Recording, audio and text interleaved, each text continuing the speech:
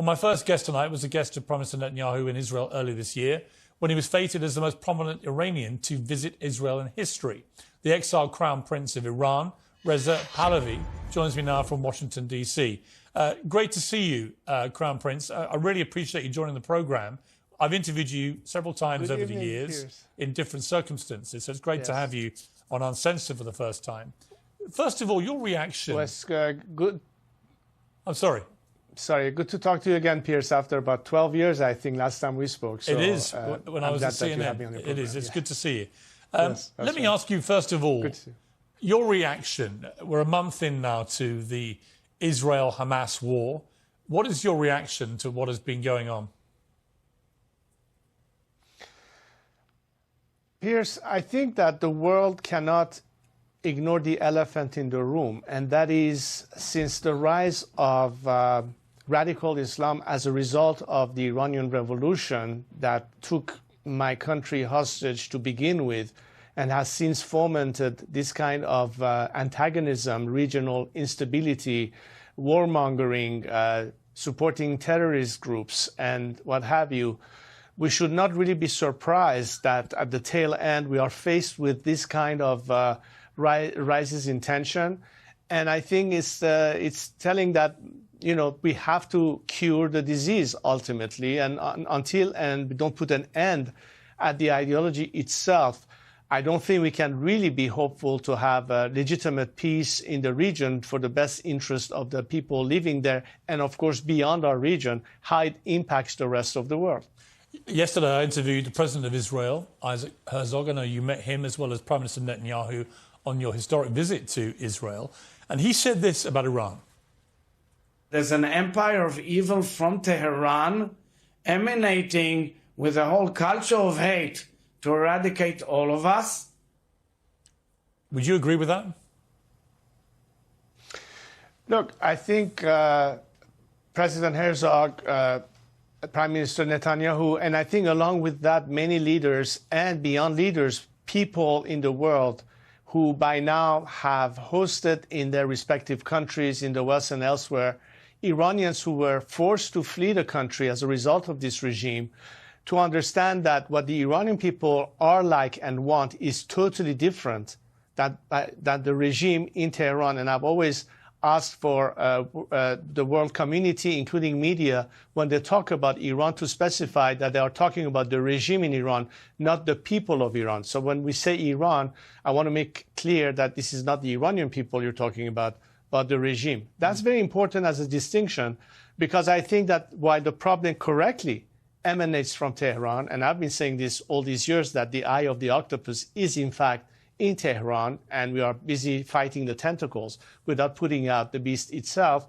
Of course, in that statement, I think he's correct. The question, however, is how can this change come about? And there's a lot to discuss about this matter. Well, there is, and of course, central to this right now is the war against Hamas, a terror group who've been in charge of Gaza for 17 years or so, really ran a repressive regime of their own against their own people, continued to treat Palestinian civilians as just some kind of military capital that can be expended on a whim, it seems.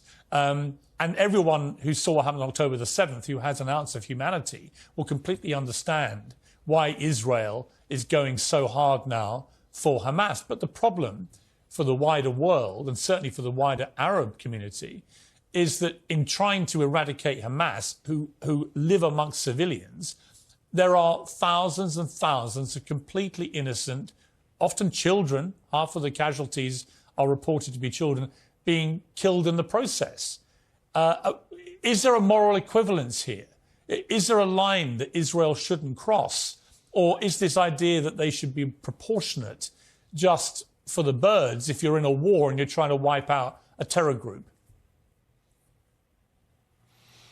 Well, again, the principal funding and the principal support that comes to these groups must have a money trail and a source in terms of what's keeping them going.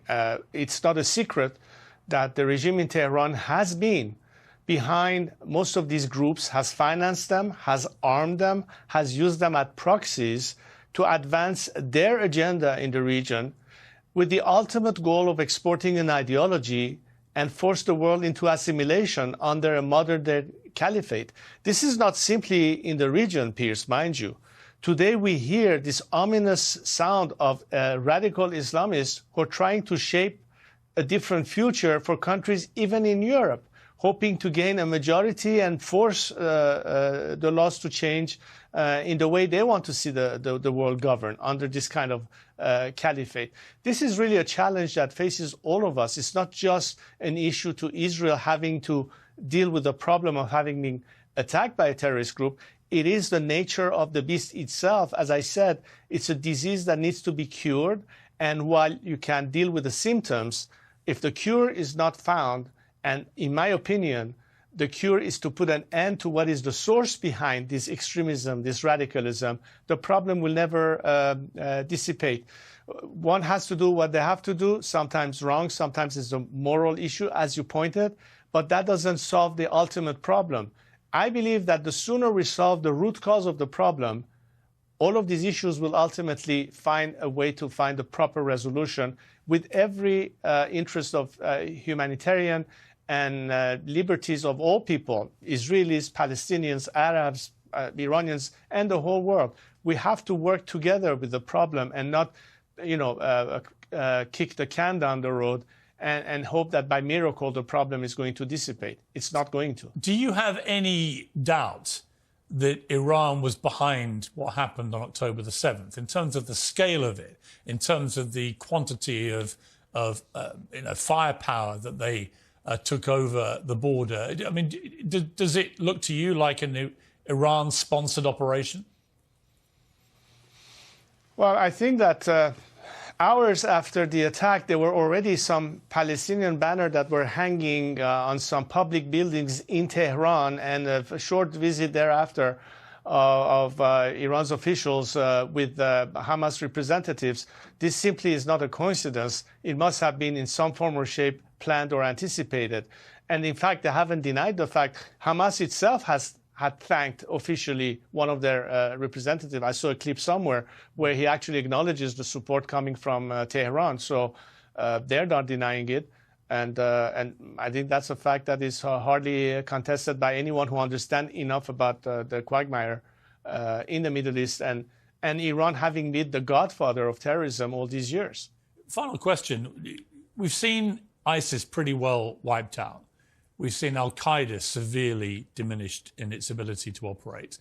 If Israel was to be successful in eradicating Hamas and effected regime change in Gaza, could you see this spilling over potentially to regime change in Iran?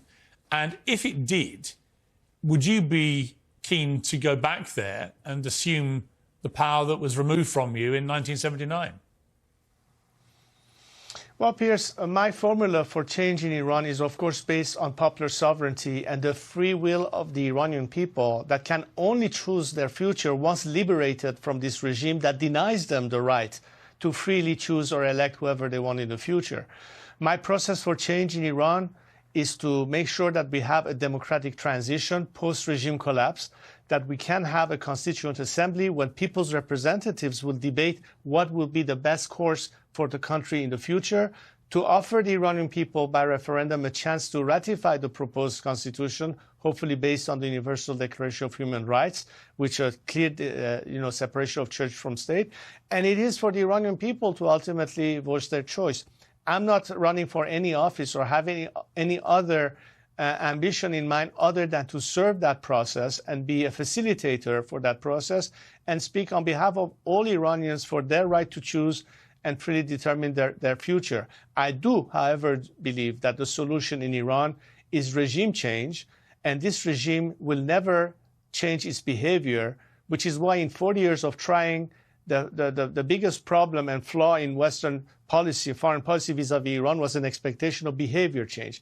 This regime's DNA doesn't go along with the values that Iranians cherish, that is also cherished in free countries: human rights, equality, putting an end to any form of discrimination. So at the end of the day, we need to make sure that people in the world, if they truly want to help the process of stability and democracy and freedom, to be on the side of the Iranian people and forget about continuing to negotiate with a regime that has never had any intentions to reform itself. The time has come for change at the ask of the Iranian people.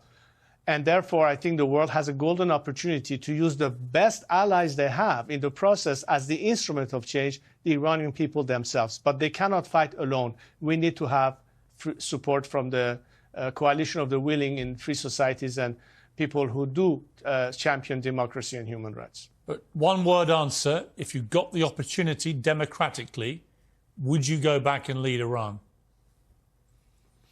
I will help my fellow compatriots as much as I can with no personal ambition. I don't think that the issue for me is anything beyond helping the creation of the kind of institutions well beyond the constitutional government, because civil society is the ultimate watchdog for society, and we need to strengthen this institution to make democracy a lasting system in a country. Okay, I'll take that as a yes, not 76 words, Reza. No, I will help any way that I can, of course, if the opportunity presents itself. It's good to talk to you again. Thank you very much indeed for joining me. Reza Pahlavi, thank you very much. Thank you, Piers.